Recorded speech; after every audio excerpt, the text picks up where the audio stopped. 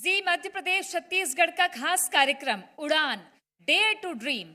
आज शिक्षा के क्षेत्र में मध्य प्रदेश की उड़ान कैसी है जानेंगे। हमारे साथ में कार्यक्रम के खास मेहमान विशिष्ट अतिथि मंत्री इंदर सिंह परमार मौजूद हैं। इस मंच पर उनसे बातचीत करेंगे तो मैं जोरदार तालियों से और आग्रह के साथ उन्हें आमंत्रित करूंगी मंच पर मंत्री इंदर सिंह परमार। साथ ही मैं जी मध्य प्रदेश छत्तीसगढ़ के एडिटर मोहित सिन्हा जी को भी मंच पर आमंत्रित करूंगी और अनुरोध है उनसे कि वे मंत्री इंदर सिंह परमार जी का पुष्प गुच्छ देकर स्वागत करें। तो आज बात होने वाली है मध्य प्रदेश में शिक्षा की, साथ ही शाजापुर में किस तरीके से विकास की नींव रखी गई और आज पूरे मध्य प्रदेश का में मंत्री के रूप में नेतृत्व कर रहे हैं मंत्री इंदर सिंह परमार। उनसे बातचीत का सिलसिला शुरू करेंगे। मैं बुलाना चाहूंगी मंच पर मेरे सहयोगी दिव्यांश शर्मा को। दिव्यांश आइए आप। और शाजापुर जिला जहां सीएम राइज स्कूल की शुरुआत हो या और भी तरक्की के सोपान हो, इसके अलावा क्या नीति है मध्य प्रदेश में उच्च शिक्षा की, बातचीत करेंगे। Over to you Divyansh. शुक्रिया तृप्ति, और मैं चाहूंगा कि आप भी मुझे ज्वाइन करें। आपको भी मैं आमंत्रित करता हूं। मंत्री जी, आपका बहुत बहुत स्वागत है, आभार है। सबसे पहला सवाल मेरा इस बात से जुड़ा हुआ है कि हर सरकार, हर मंत्रालय ये चाहता है कि वो ऐसे फैसले ले जो मील का पत्थर साबित हो। आपके इस कार्यकाल में वो कौन सा फैसला है जिसे आप मील का पत्थर मानते हैं और भविष्य के लिहाज से विकास की कार्य योजना मानते हैं? देखिए, यदि सरकार के नाते इस एक साल के कार्यकाल का आकलन करते हैं तो मुझे लगता है कि दो बड़े फैसले हुए जिसमें सिंचाई के लिए और पेयजल के लिए पानी की सुविधा गांव-गांव तक कैसे हो जाए, उसके लिए हमने जो अटल बिहारी वाजपेयी जी का जो स्वप्न था कि नदी जोड़ो अभियान का, उसका हमने केन बेतवा का जो प्रारंभ किया है। बहुत बुंदेलखंड के बहुत बड़े एरिया को सिंचाई का लाभ मिलेगा और जो सूखे की स्थिति बनती थी उसका एक स्थायी समाधान होगा। दूसरा, राजस्थान के साथ हमारे बहुत लंबे समय से जो अटका समझौता था उसको किया है और हमने पार्वती, काली सिंध और चंबल की लिंक जो परियोजना है उसको स्वीकृति दी है। इसमें भी लगभग 11 जिले के किसानों को बहुत कृषि के लिए पानी उपलब्ध होने वाला है। ये कृषि की दृष्टि से बड़ा फैसला एक ही है। दूसरा बड़ा फैसला ये है कि हमारे मुख्यमंत्री जी लगातार अलग अलग जाकर के इंडस्ट्री का एनक्लेव कर रहे हैं और उसमें जो इन्वेस्टमेंट के प्रस्ताव आ रहे हैं वो निश्चित रूप से आने वाले समय में मध्य प्रदेश के दृश्य को बदलेंगे और बहुत रोजगार के अवसर बड़े पैमाने पर मध्य प्रदेश के युवाओं को मिलने वाले हैं। तीसरा, शिक्षा में जो बदलाव करने का काम, वैसे तो राष्ट्रीय शिक्षा नीति में मध्य प्रदेश अग्रणी राज्यों में रहा है, लेकिन हमने मध्य प्रदेश की दृष्टि से हर जिले में एक पीएम एक्सीलेंस कॉलेज की जो स्थापना की बना रहे हैं, वो आने वाले समय में एक नया शैक्षणिक वातावरण बनाएगा और हमारे विद्यार्थियों में कॉन्फिडेंस होगा। सभी प्रकार की हम वहाँ अच्छी शिक्षा दे सकेंगे, गुणवत्तापूर्ण शिक्षा दे सकेंगे और एक अच्छा माहौल रहेगा। विद्यार्थियों को अच्छी सुविधाओं के साथ शिक्षा सरकारी कॉलेजों में मिल सकती है, उसका एक बड़ा उदाहरण सबके सामने आने वाला। मंत्री जी, क्या आपको लगता है कि जो केंद्र सरकार की नई शिक्षा नीति है वो एक दीर्घकालिक प्रक्रिया होगी? क्योंकि आज भी हिंदुस्तान में कई राज्यों में मध्य प्रदेश को जोड़कर देखें तो कॉलेजों के उस प्रकार के ढांचे नहीं हैं। तकनीकी शिक्षा में तो ऐसी नौबत है कि आज इंजीनियरिंग कॉलेजेस थोक में बंद हो रहे हैं। तो आपको लगता है कि आज के वक्त में उच्च शिक्षा किन पैमानों पर ज्यादा उपयोगी है? देखिए, राष्ट्रीय शिक्षा नीति जो है बेसिकली बहुत सारे विषय उसमें सम्मिलित किए गए हैं और मैं समझता हूँ कि आज़ादी के बाद में जितनी भी नीतियाँ आई है, 47-48 में राधाकृष्णन आयोग ने सिफारिश की थी, वो बहुत बेस्ट सिफारिश थी, बहुत अच्छी, लेकिन उस समय की सरकारों ने उनका क्रियान्वयन नहीं किया।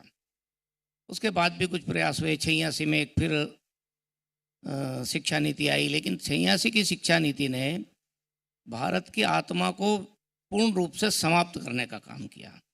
और इसलिए 2020 की जो शिक्षा नीति है, जिसको देश ने राष्ट्रीय शिक्षा नीति के रूप में कहा है, ये 2047 का भारत कैसा बनेगा उसका एक प्रकार का रोड मैप होगा।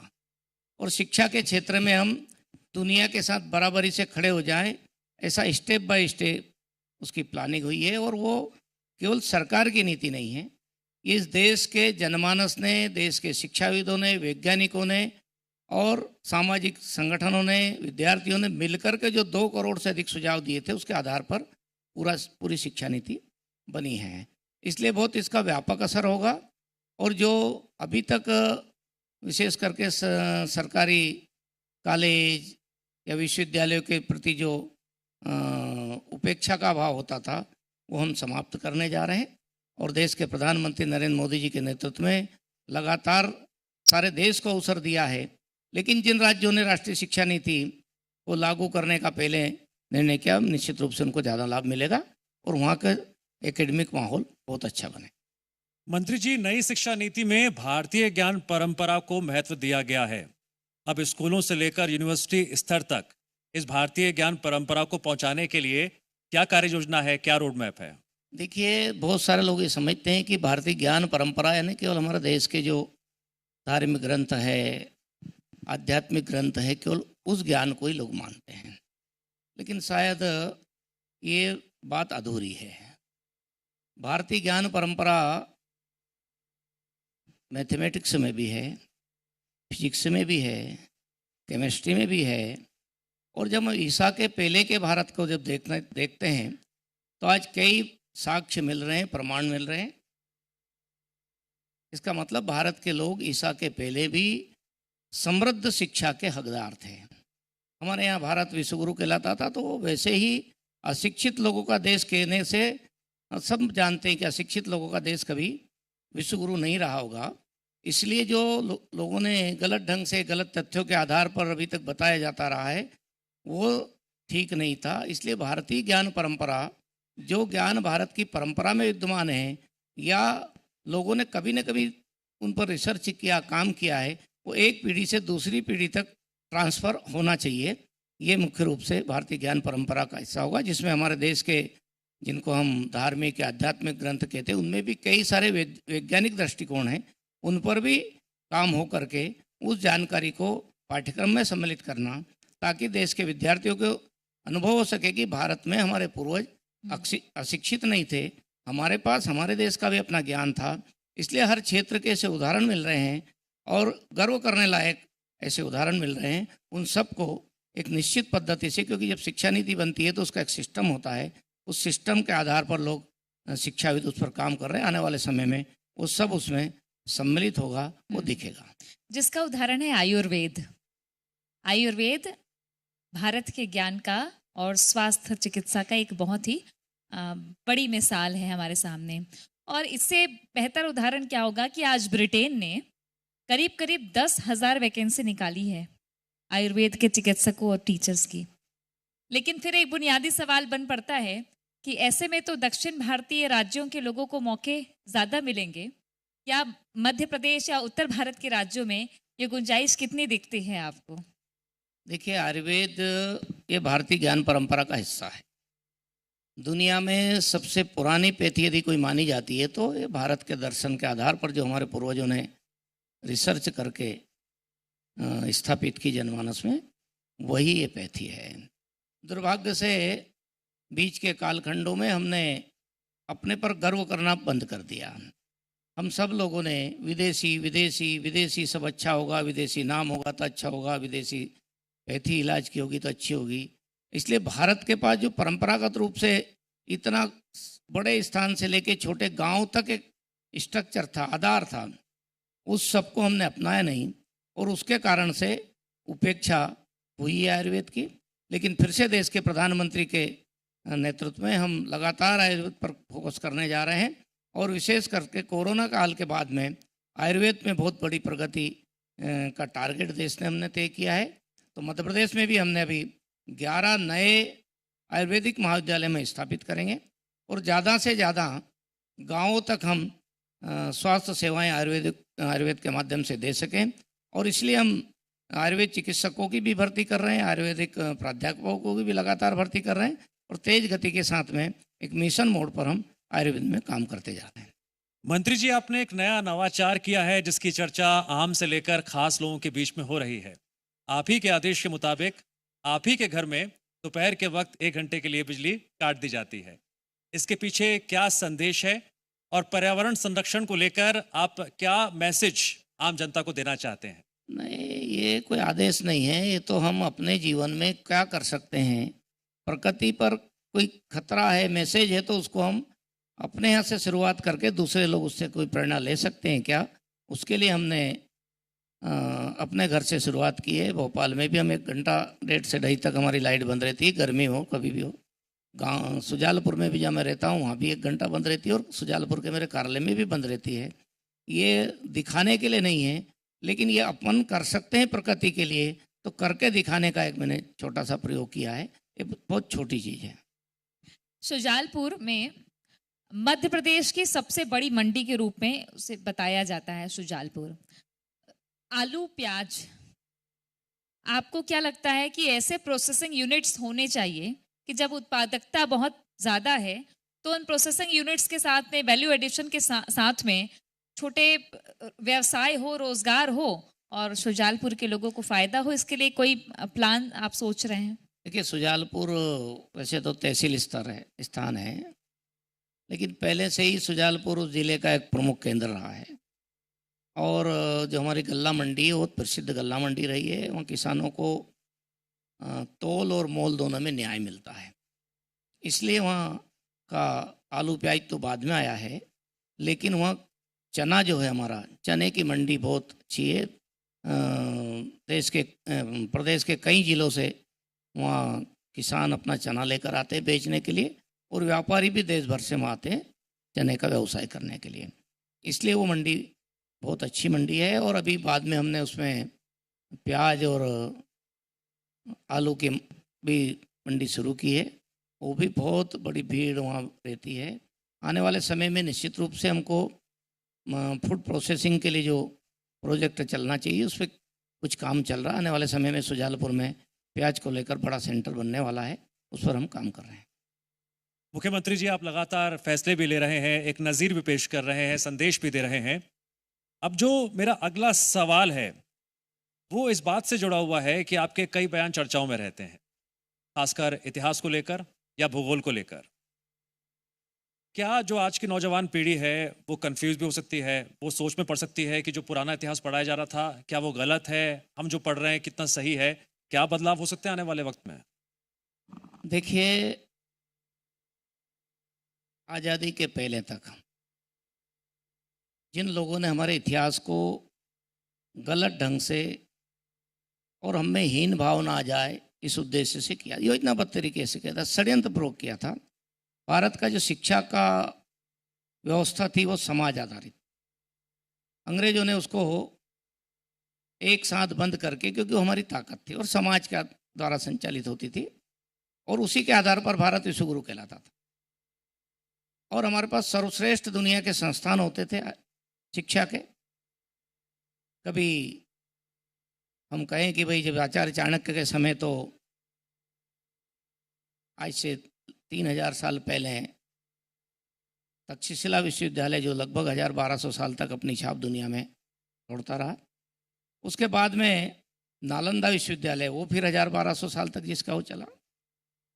दुर्भाग्य से हमारे इस ज्ञान को आगे बढ़ाने का काम हमारे समाज के हाथ में था, और विदेशी आक्रमणों के कारण से जिन्होंने इलाज करने पर भी नालंदा विश्वविद्यालय को आग लगाने का काम किया था, विक्रमशिला को आग लगाने का काम किया था, और हमारे ज्ञान को जलाने की कोशिश की थी। अंग्रेजों ने उसको और व्यापक रूप से जो यहाँ की ताकत थी उसको समाप्त करते हुए, हमारे पास 7 लाख गुरुकुल थे जब अंग्रेजों ने सर्वे किया तब 1835 के पहले, उनको एक साथ बंद किया गया। और मैं तो सबसे पूछता हूँ कि इस देश में यदि 300 साल पहले जिस देश के पास 7 लाख गुरुकुल हो, स्कूल और कॉलेज हो, उस देश की संतति निरक्षर नहीं हो सकती, मैं ऐसा मानता हूँ। अंग्रेजों के रिकॉर्ड के अनुसार भारत के पुरुष वर्ग की जो साक्षरता दर थी, महिला साक्षरता कम थी, लेकिन पुरुष साक्षरता थी उनके उनके ही सर्वे, उनके ही अध्ययन के अनुसार। डॉक्टर धर्मपाल ने जब उनके इंग्लैंड की लाइब्रेरी से सारा रिकॉर्ड निकाला और उन्होंने अपनी पुस्तक में लिखा है, उल्लेख किया है, उसमें अलग अलग राज्यों में कहीं 80%, कहीं 85%, कहीं 88%, कोई 90, 92% अलग अलग क्षेत्र में यदि साक्षरता दर थी तो भारत के संतानवाद में निरक्षर नहीं हो सकती, ऐसा मेरा मानना है। और इतिहास भी ये सब बातें कहता है। इसलिए जिस इतिहास के बारे में गलत तथ्य पढ़ाने का काम भी किया तो इसलिए किया कि अंग्रेजों को लगता था कि स्थायी रूप से राज्य करना तो भारत के इस तंत्र को तोड़ना पड़ेगा। इसलिए यहाँ के जो लोगों में स्वाभिमान की भाव है, स्वत्व का जो भाव, उसको समाप्त कैसे करें, इसलिए इतिहास को तोड़ मरोड़ कर पेश किया। मैं एक उदाहरण देना चाहूँगा। एक दिल्ली विश्वविद्यालय में, अब तो कोर्ट के कारण से वो बंद कर दिया गया, एक रामायण आज करके किताब पढ़ाई जा रही थी। उस किताब में जो उल्लेख थे, मैं भारत के चाहे शिक्षित व्यक्ति हो, चाहे अशिक्षित व्यक्ति हो, चाहे सनातनी हो, चाहे दूसरे लोग हो, इस देश का बच्चा बच्चा जानता है कि रावण का वध राम ने किया था। और उस लेखक महोदय ने लिखा कि रावण का वध राम ने नहीं, लक्ष्मण ने किया था। मेरे साथ तो हिंदुस्तान का कोई व्यक्ति नहीं मानता, दुनिया के लोग भी नहीं मानते। दुनिया में भारत की संस्कृति में बहुत सारे तथ्य मिल रहे हैं कि भारत का हमने ज्ञान के आधार पर दुनिया को दिल जीतने का काम किया था, इसलिए कोई नहीं मानेगा। और भी आपत्तिजनक बातें उस सिलेबस में जोड़ दी गई थी। अब जिन लोगों ने, इतिहास के लिखने वाले लोगों ने गलत तथ्यों के आधार पर ये सब पढ़ाने की कोशिश की, बहुत आपत्तिजनक, जो उस शब्द का मैं उपयोग नहीं कर रहा हूँ, घोर आपत्तिजनक है। यदि ऐसी भाषा किसी दूसरे देश की सभ्यता के बारे में लिख देते तो शायद वो देश में तलवारें चलती, हिंसा होती। भारत के लोगों ने उसका प्रतिकार नहीं, एक मिनट, प्रतिकार नहीं किया। भारत के लोगों ने तो, हमने कोर्ट के माध्यम से उसको सिलेबस से बाहर करने की कोशिश की। ऐसे हर जगह पर एक विदेशी लुटेरा, कोई यूनान से आया लूटने, गरीब भारत था तो वो क्यों आया यहाँ से, सिकंदर, और उसको महान लिखने की कोशिश की, विश्व विजेता लिखने की कोशिश की। वो भारत में जीता नहीं है, वो हार कर भगा है, पराजित हुआ है। भारत के लिए वो विश्व विजेता नहीं हो सकता है, भारत के लिए वो महान नहीं हो सकता है, वो एक लुटेरा हो सकता है। लुटेरा इतिहासकारों को लिखना चाहिए था। इसी प्रकार से जो जिन परंपरा ने, जिन सभ्यता ने हमारे देश पर, यानी मुगलों ने हमला किया, उन मुगलों में से लोगों को महान लिख कर कहा गया, लेकिन इस धरती के लिए लड़ने वाले महाराणा प्रताप के बारे में इतिहास के पन्नों में जगह नहीं दी गई महान लिख कर। इसी से जुड़ा मेरा सवाल है, हालांकि आपने एक उदाहरण दिया कि रावण का वध किसने किया, ये गलत तथ्य की तरीके से लिखा गया, लेकिन हमारे देश की ऐसी सभ्यता, संस्कृति, परंपरा है कि आज भी सदियों से रावण का वध राम करते हैं और दशहरा मनाया जाता है। एक जुड़ा हुआ इससे सवाल मेरा ये है कि भारत की खोज किसने की, अमेरिका की खोज किसने की, इसका एक अलग नजरिया है आपका सोचने का। तो क्या आपको लगता है कि भारत और बाकी दुनिया का इतिहास गलत लिखा गया है? देखिए, मैंने जब ये बोला था, मैं आज भी उस पर अडिग हूँ। मैंने संदर्भ इसमें बोला था कि भारत में किसी देश की खोज के बारे में क्यों पढ़ना। भारत के लोगों को भारत के बारे में ज़्यादा बताना चाहिए था, और यदि बताना था उस देश के बारे में तो भारत के लोग 8वीं शताब्दी में वहाँ पर व्यापार करने गए थे, और 8वीं शताब्दी में 788 में वहाँ के सैन डियोगो करके एक स्थान है, वहाँ का संग्रहालय है, वहाँ के बेरीफेल करके अध्यक्ष थे। 1984 में भारत के महान पुरातत्वविद हरिभाऊ वाकणकर, जिन्होंने भीमबेटका की खोज की, वो गए थे। उन्होंने अपनी पुस्तक में उल्लेख किया है कि भाई वहाँ भारत के एक महानाविक वसुलुन नाम के, वो गए और उन्होंने वहाँ मंदिरों के निर्माण की। उसकी शिला पट्टिका है वहाँ के संग्रहालय में रखी हुई। वहाँ के बेरीफेल नाम के जो वहाँ के अध्यक्ष थे संग्रहालय के, उन्होंने उसका उल्लेख किया, उसका वाकणकर जी ने उल्लेख किया था। मेरा ये कहना है कि कोलंबस के बारे में विशेष करके बातचीत होती है। कोलंबस अमेरिका में 1492 में आए, और भारत के पूर्वज 8वीं शताब्दी में आए। जाते थे, व्यापार करने थे, हमारे व्यापारिक और आध्यात्मिक संबंध थे। इसलिए भारत के लोगों को तो कम से कम हमारे विश्व में संबंध थे, व्यापारिक संबंध थे, सांस्कृतिक संबंध थे, आध्यात्मिक संबंध थे। भारत के विद्यार्थियों को तो सही पढ़ाना। एक और विदेशी के बारे में पढ़ाया जाए कि उसने भारत के समुद्र मार्ग की खोज की। कुछ लेखकों ने ये लिख दिया कि उसने भारत की खोज की। अरे कोई व्यक्ति, मान लो मैंने बॉम्बे नहीं देखा हो और मैं कभी पहली बार जाऊँ तो मैं कहूँगा मैं बॉम्बे होकर आया हूँ। वो मेरे यहाँ के लोगों को बताऊँगा, बॉम्बे के लोगों को बताऊँगा कि मैंने बॉम्बे की खोज की है, मुंबई की खोज की है। ये कैसे सत्य होगा? उस देश के में वो बता सकता था कि मैं भारत होकर आया हूँ। भारत के लोग तो जिस स्थान से वो प्रवेश किया भारत में, दक्षिण अफ्रीका के जंजीबार करके बंदरगाह में, वहाँ भारत के व्यापारी मौजूद थे और उससे बड़े जहाज हमारे देश के व्यापारियों के पास जहाज थे।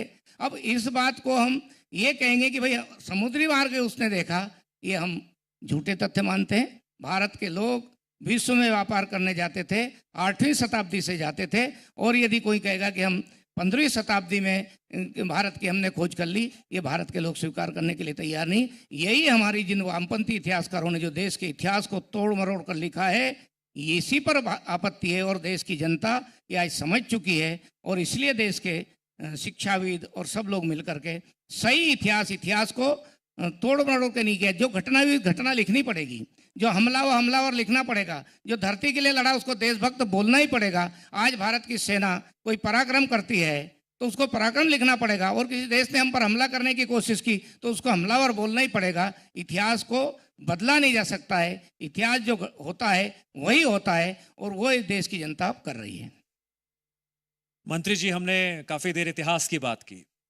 मैं चाहूंगा कि थोड़ी हम वर्तमान और भविष्य की बात करें। भारतीय भाषा दिवस मनाने की बात आपने कुछ दिन पहले कही थी, इसको लेकर आगे क्या कार्य योजना है? और मैं चाहूंगा कि छात्र संघ चुनाव पर भी आपने जो टिप्पणी की थी उसको लेकर क्या फैसला लिया गया है? देखिए, हमारे देश की मान्यता में, परंपरा में अलग अलग क्षेत्र में अपनी अपनी मातृभाषाएं प्रचलन में रही। हर राज्य, हर क्षेत्र अपनी मातृभाषा में अध्ययन करे और वो समृद्ध मातृभाषाएं रही है, भाषाएं समृद्ध रही है। और इसलिए हम किसी एक भाषा के उसमें नहीं, लेकिन जो भारतीय भाषा हैं उन सब भाषाओं का एक स्मरण हो लोगों को, और ये ध्यान में आए कि हम समृद्ध थे भाषा के क्षेत्र में। इसलिए 11 दिसंबर को देश ने भारतीय भाषा दिवस मनाने का और एक बड़ा काम प्रारंभ किया है। दक्षिण भारतीय सुब्रमण्य स्वामी एक कवि हुए, उनकी जयंती को हम भारतीय भाषा दिवस के रूप में इसी वर्ष हमने इंदौर से उसकी शुरुआत की है।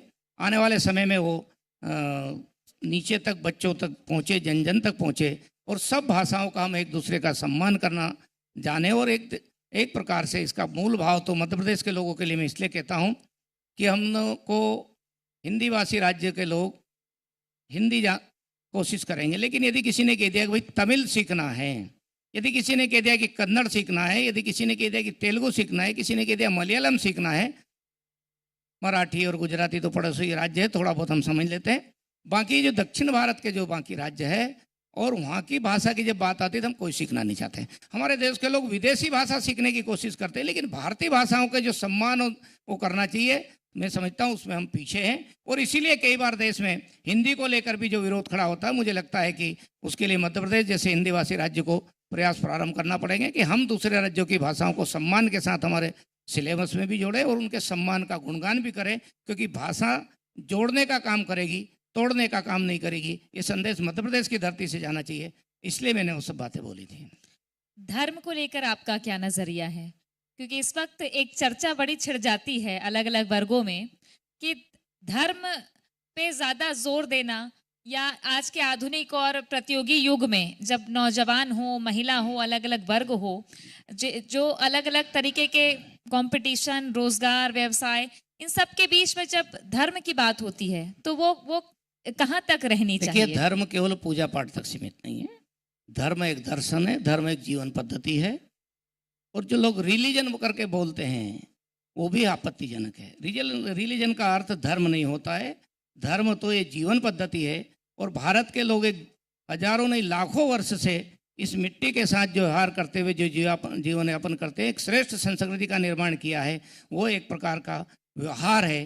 पिता के साथ पुत्र का कैसा होगा, पिता का माँ के साथ कैसा होगा, समाज में कैसा होगा। एक व्यक्ति ने जब हम बचपन में होते हैं तो उंगली पकड़ के हमको बाहर घर से निकाला है, तो वो भी एक धर्म के आधार पर व्यवस्था की गई है। ये एक जीवन पद्धति जो है, ये वास्तव में हमारी जिसको आधार दिया गया है वो धर्म है। केवल पूजा पद्धति तक सीमित धर्म को करना ठीक नहीं होगा। और इसलिए भारत को, यदि बहुत सारे लोग ये कहते हैं कि भारत धर्मनिरपेक्ष, भारत कभी धर्मनिरपेक्ष नहीं हो सकता है। धर्मनिरपेक्ष पंथ निरपेक्ष होगा, हम किसी के साथ भेदभाव नहीं करें, कोई अपना अपना पंथ माने, स्वतंत्रता है।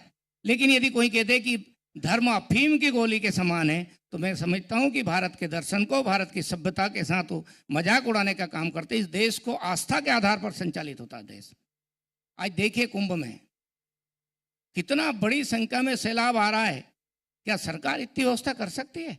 ऑटोमेटिक लोग जा रहे हैं, आ रहे हैं, अपने साधन से आ रहे हैं, जा रहे हैं, और एक लगता है कि दुनिया के लोग आ रहे हैं। दुनिया के लोगों को लगने लगा कि इतनी बड़ी ताकत भारत की है, तो ये कुंभ से दिख रही है। और इस समरसता का मंत्र जो इधर जातियों में समाज को बांट रहे हैं, जगह जगह जाकर भाषण दे रहे हैं, जातियों में बांट रहे हैं। कोई कह रहा है कि साहब डुबकी लगाने से कोई रोजगार मिलेगा क्या? लेकिन वो जो कर रहे हैं उससे क्या उन्होंने अभी तक रोजगार दिया? क्या रोजगार का विषय सब दूर नहीं होता है। इस देश में श्रेष्ठ पद्धति के आधार पर, सद्भावना के आधार पर, समरसता के आधार पर ऊंच नीच का भाव समाप्त करने का संदेश हमारा महाकुंभ दे रहा है, प्रयाग का महाकुंभ दे रहा है। आप कोई पूछ नहीं रहा है कि आपके पड़ोस में कौन स्नान कर रहा है, आप पूछ नहीं रहा है कि आपको पड़ोस में कौन भोजन कर रहा है। लेकिन लोगों ने जिस भारत को जाति के आधार पर बांटने की कोशिश की है, उन लोगों के लिए महाकुंभ जबरदस्त जवाब के रूप में देखना चाहिए। और ऐसे लोग जो ऐसी आस्था पर और ऐसे इस देश की सभ्यता पर प्रश्नवाचक चिन्ह खड़ा करते हैं, वो जरा जाकर एक बार जाए, उस गंगा में स्नान करे। और गंगा में स्नान के दो भाव है।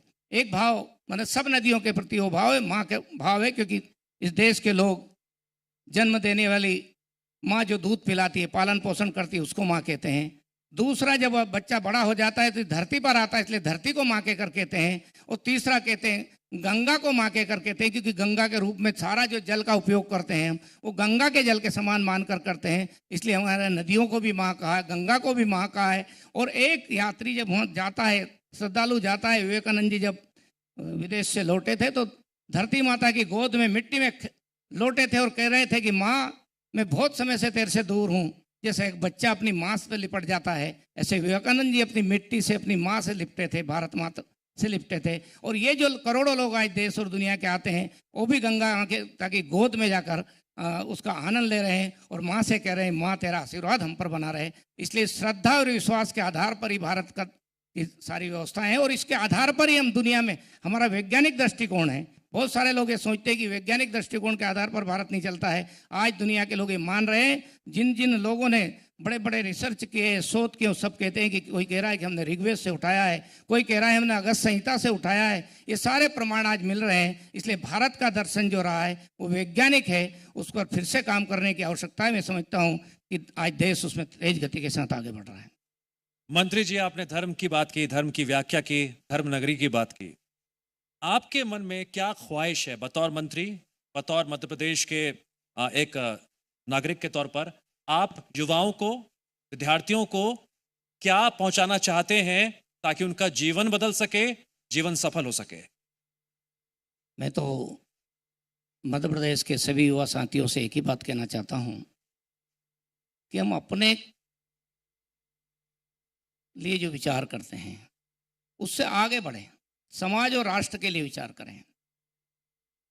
एक समय हमारे कॉलेज कैंपसों में जिस प्रकार से वातावरण होता था, लोग ये कहते थे कि ये शिक्षित बेरोजगारी की फौज खड़ी करने का काम होता है, और उसी में से तरह तरह प्रकार के लोग कॉलेज कैंपस से बन जाते थे। कई घटना ऐसी होती थी जो दुर्भाग्यपूर्ण हो जाती थी। लेकिन अब क्योंकि राष्ट्रीय शिक्षा नीति में इस सब चीज़ों का ठीक से आकलन किया और एक श्रेष्ठ नागरिक निर्माण करने का उपक्रम हमारे शिक्षा के मंदिर बने हैं, चाहे स्कूल शिक्षा होगी, चाहे हायर एजुकेशन होगी, या बाकी संस्थान हो गए। एक श्रेष्ठ नागरिक निर्माण करना जो ईमानदार हो, चरित्रवान हो, देशभक्त हो, और हर समय जैसा एक सेना में एक व्यक्ति जाता है, सैनिक बनता है, उसको रोटी मिली या नहीं मिली, लेकिन यदि दुश्मन ने हमला कर दिया तो देश के लिए बलिदान देता है। इस प्रकार से हर नागरिक अपने देश और यहाँ की संस्कृति और सभ्यता के बारे में सतर्क रहे और देश के लिए कुछ हम देना सीखें। देश के लिए भी हम देना सीखें। देश, हम सब कुछ प्रकृति से लेते हैं, सब कुछ देश से लेते हैं, लेकिन देश के लिए भी कुछ देना सीखे। ऐसा यदि समाज इस देश का बनेगा तो आप आगे आने वाले समय में जब 2047 में आज़ादी के 100 साल पूरे होंगे, तब का भारत विश्वगुरु भारत होगा, शक्तिशाली भारत होगा। और हम कटोरा लेकर दुनिया के सामने ना तो अनाज लेकर जाने वाले हैं, ना ऊर्जा को लेकर जाने वाले हैं। हमको भारत के लोग अपनी ताकत के बल पर अपनी क्षमताओं की, अपनी आवश्यकताओं की पूर्ति करेंगे, और केवल अपनी पूर्ति नहीं करेंगे, हम दुनिया के भी कई देशों को हम अन्न का भी देने का काम करेंगे जी। और ऊर्जा भी देने का एक आखिरी सवाल आपसे, कांग्रेस के लोग कह रहे हैं, अभी महू में ही एक बड़ी कांग्रेस की सभा हुई तो वहां उन्होंने कहा कि अब कार्यकर्ता जा जाके जातियों की गिनती करेंगे। मैं इस पर बोल चुका हूं। लोग जिस प्रकार से अंग्रेजों ने जिस काम को इस देश में जाति के आधार पर विभाजन करने की कोशिश की थी, उन्होंने धर्म के आधार पर देश का विभाजन ही कर दिया। और मुझे लगता है कि कांग्रेस में वही अंग्रेजों के डीएनए शायद आ गए हैं क्या, जो आज वो लगातार जाति के आधार पर देश का विभाजन करने के षड्यंत्र में शरीक हो गए हैं। विदेशी षड्यंत्र के साथ करने वालों के साथ मिलकर के कांग्रेस वही खेल खेल रही है जो अंग्रेजों ने भारत में खेला था। ये बहुत दुर्भाग्यपूर्ण है और मुझे लगता है कि देश की जनता कांग्रेस के इस व्यवहार के लिए सबक सिखाती रही है, आगे भी सबक सिखाएगी और देश की सभ्यता और विरासत को समझने की कोशिश कांग्रेस के बड़े नेताओं को और विशेष करके राहुल गांधी को भारत की संस्कृति और सभ्यता को समझने की जरूरत है। भारत जैसा उन्होंने देखा है, ऐसा भारत नहीं है। शायद जिस प्रकार विदेशी इतिहासकारों ने भारत को जिस दृष्टि से देखा था, उस दृष्टि से भारत देखना उचित नहीं होगा। भारत को भारत की दृष्टि से देखने की जरूरत है, तो निश्चित रूप से कांग्रेस का भी भला होगा और इस देश का भी भला होगा। मंत्री जी, भविष्य के लिए आपको एक बार फिर से बहुत बहुत शुभकामनाएं। धन्यवाद। ओवर टू यू तृप्ति। शुक्रिया। और मैं आग्रह करूंगी मंत्री जी से कि वे मंच पर बने रहे और मैं बुलाना चाहूंगी जी मध्य प्रदेश छत्तीसगढ़ के एडिटर मोहित सिन्हा जी को, वे आए और मंत्री इंदर सिंह परमार जी का प्रतीक चिन्ह देकर सम्मान करें। इंदर सिंह परमार बेबाक और सीधे स्पष्ट शब्दों में बोलने वाले नेता हैं, जिन्होंने न सिर्फ हिंदुस्तान, इतिहास, धर्म, राजनीति, हर विषय पर अपने सीधे विचार रखे हैं। इसके साथ ही उच्च शिक्षा के क्षेत्र में कैसे मध्य प्रदेश आगे बढ़ेगा, इसका रोड मैप तैयार है जिस पर काम हो रहा है। साथ ही शुजालपुर की बात करें या शाजापुर जिले की बात करें तो हाल ही में मेडिकल कॉलेज हो, आयुर्वेदिक कॉलेज हो, तमाम विकास के सौगात शाजापुर के साथ साथ मध्य प्रदेश में अलग अलग जगहों पर सरकार दे रही है।